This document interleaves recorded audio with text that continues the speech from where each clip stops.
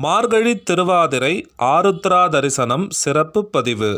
முதல் நடராஜர் எழுந்தருளியிருக்கும் திருநெல்வேலி திருத்தலத்தின் பெருமைகள்.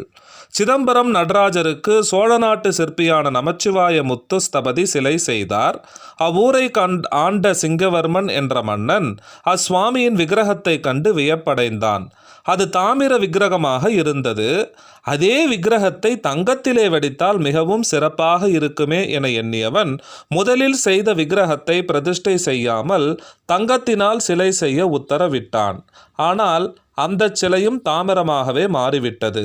சிவபிரான் அவனது கனவிலே தோன்றி, நான் உன் கண்ணுக்கு மட்டுமே தங்கமாக தெரிவேன், மற்றவர்கள் கண்ணுக்கு தாமிர ரூபத்திலேயே தெரிவேன், இதுவே என் விருப்பம் என்று கூறி மறைந்தார்.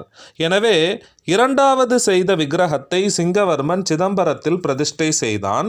முதலில் செய்த விக்கிரகத்தை இறைவனுடைய கட்டளைப்படி சிற்பி ஒருவனிடம் கொடுத்து விட்டான்.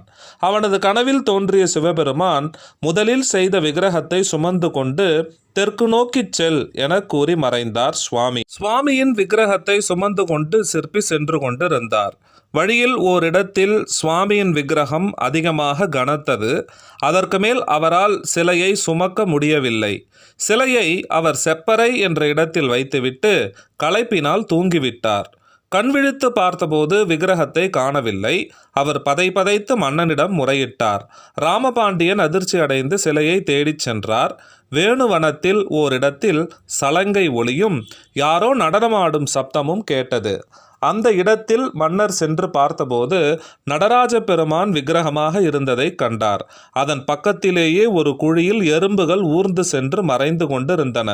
ராமபாண்டியன் மகிழ்வடைந்து லிங்கம் ஒன்றை எறும்புகள் ஊர்ந்த குழியின் மீது பிரதிஷ்டை செய்தார். நடராஜ பெருமானுக்கு தனி சன்னதி அமைத்தார். அதுவே செப்பறையில் இருக்கக்கூடிய நெல்லையப்பர் திருக்கோயில். அங்கே கோயில் கொண்டிருப்பவரே முதல் நடராஜ பெருமான் ஆவார்.